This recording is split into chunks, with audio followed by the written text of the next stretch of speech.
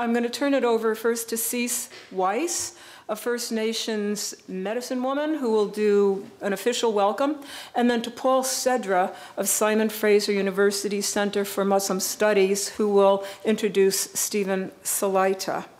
I've also been asked for everyone to turn off their cell phones because there is someone here who has a sensitivity to the waves. So please do that. Cease Weiss. Chok mahat, siaman siai, toistanak queens nas.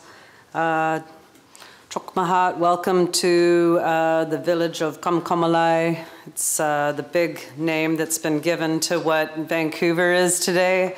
There are many villages along here on the waterfront and inland, some of which are Luklukai, which is very close to here. Luklukai and Kamkamalai both make references to the maple trees, which for me is probably my favorite of all the trees in this area besides the cedar tree. And the reason being, which Stephen will probably appreciate this, is that the maple trees have moss on them, and in the moss are little ferns sticking out. So if you get a chance to wander around through Stanley Park while you're here, go up and hug one of those trees and see if you can't get some of the rhizomes off the fern.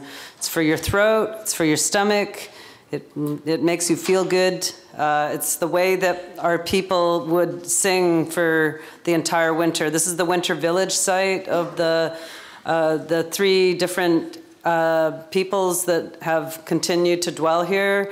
The Ska'omish Oth Olchamea, the Tsleil-Waututh, and the Humathquiyam Olchamea. So these are the three nations you know in this area. We've continued to share these lands and waterways.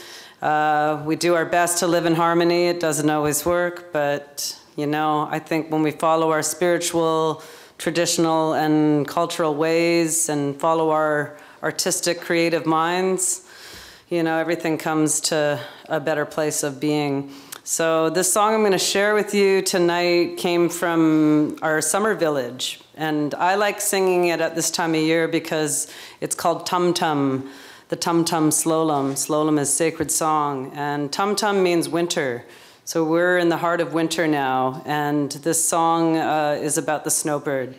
And I believe that when our people, because we were semi-nomadic, that when we left the winter villages after, which is where we are now in the winter village land, when we left the winter villages and went back into the mountains to the summer villages, I think that one of the first things we saw was that snowbird going back into the glaciers where the snow exists all year round. So this is Tum Tum Slolum. It comes from the wife of Chief Billy.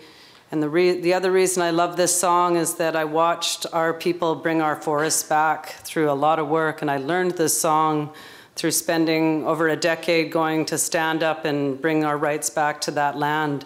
So it's the only part of our lands and waterways that hasn't been entirely brought back to us. We ended the logging, and we ended a lot of the violence that happened in those mountains to eco-warriors, the people that stood up for the land and water. So this is Tum Tum Slolum. Osiam Chuk Mahat. Oh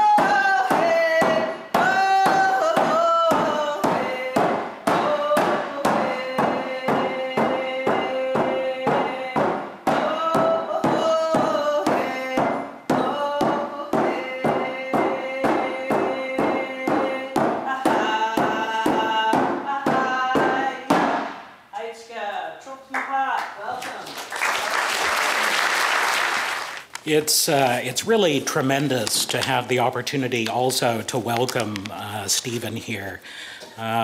Stephen is the author of such works as Anti-Arab Racism in the USA, The Holy Land in Transit, Colonialism and the Quest for Canaan, Arab American Literary Fictions, Cultures and Politics, and The Uncultured Wars, Arabs, Muslims, and the Poverty of Liberal Thought. As you can gather from the titles of these works, there's an astonishing breadth to Stephen's work, which brings together such fields as Indigenous studies, Arab American studies, and comparative literature. Stephen's taught at the University of Wisconsin-Whitewater, Virginia Tech, and as many of you no doubt know, he was to take up a position at the University of Illinois, Urbana-Champaign, when he was effectively fired this past year for comments that he had made on Twitter. Of course, Stephen's case has generated an enormous amount of commentary and debate. I think the size of the crowd here is testament to it, both among academics generally and specifically within the University of Illinois community. But I have to confess that this debate has left me quite shaken at a distinctly personal level. For a university administrator to strike at the professionalism of such a productive and well-respected colleague feels like an affront to all of us who have taken up the Middle East as a field of scholarly inquiry. And so I really want to thank you, Stephen, for coming to share your expertise and your experience here with us today.